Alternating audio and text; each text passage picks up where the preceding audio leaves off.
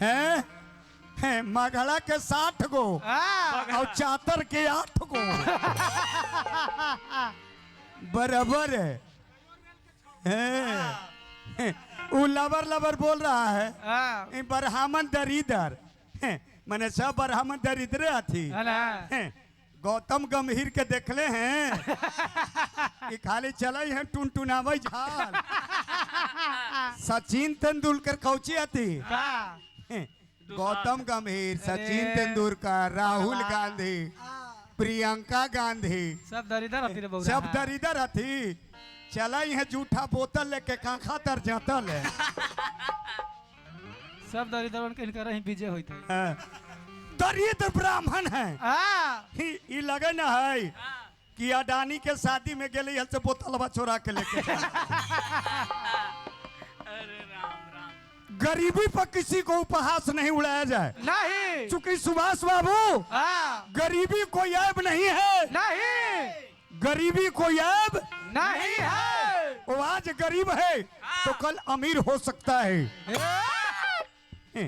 हम गरीब ही अपना हो देखा 500 रुपया झाल बजा की जो है ना। अच्छा क्या कर वो जो पार्लियामेंट बना ना दिल्ली, अच्छा जो मोदी जी बनवाए, अच्छा ठीक, उसका ये थे ठेकेदार है ना।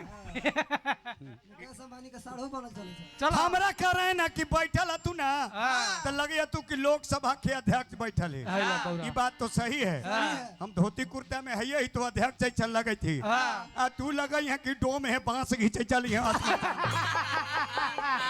हम धोती कुर्ता में ही तो हमरा लगे थे कि हम लोकसभा के अध्यक्ष बैठली। ई लूजर पर सभा में बैठे के चीज है। मंच पर ये सभा न है, ये सभा है। ये लूजर पहन के पियर टी शर्ट पहन के बैठल है। ये लगे थे कि जितना श्मशान पर जरा न हाथ वो डोम के फूफा है बुझे बांस यही है कल्लू डोम। अब तो नहीं खड़ा हो जा ए मतलब सूत हूँ कल्लूर नहीं खे कम बोलो रोबे लगल बार बाजार करके निकाल जात। इनकर गुमटी देखा जनता तरफ कोइले बड़े खड़ा हो जा।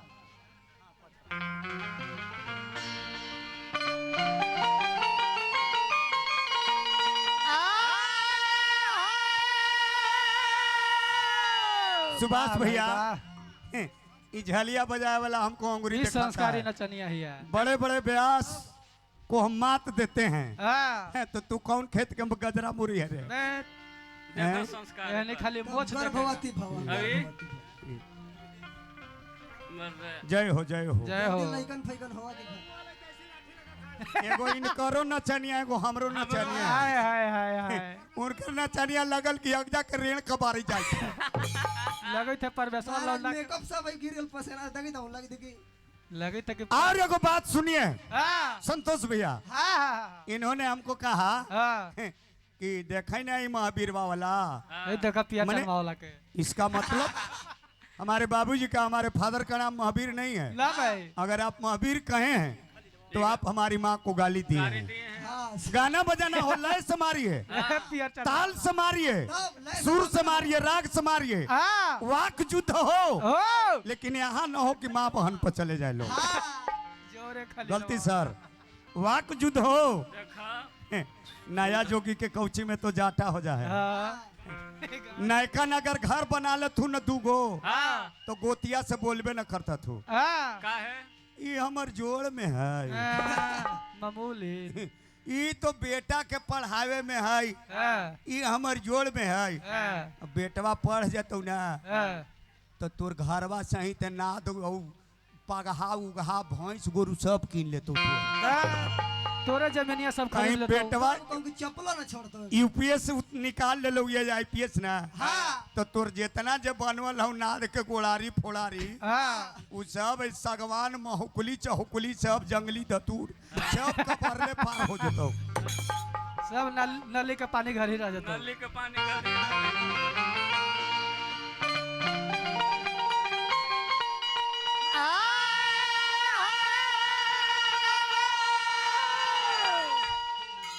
माता रानी के को दरबार में जाके कहा था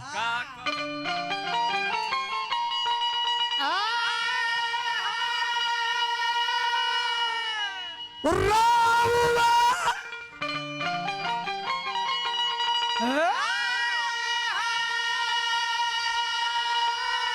असरमा माय मो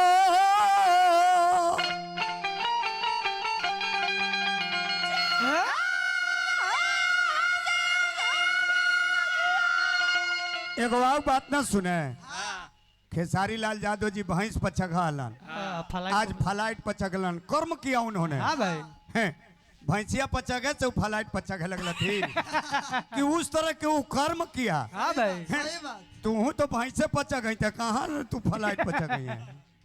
कर्म प्रधान विश्व करी राखा राखा और जो जस करही तस फल चाखा। कर्म की प्रधानता है। हाँ कर्म से लोग महान होता है। हाँ अरे परिश्रम करने वाले को कभी हार नहीं होते, नहीं और लहरे से डर कर नौ के पार नहीं होते। सुने थे ना जोगेंद्र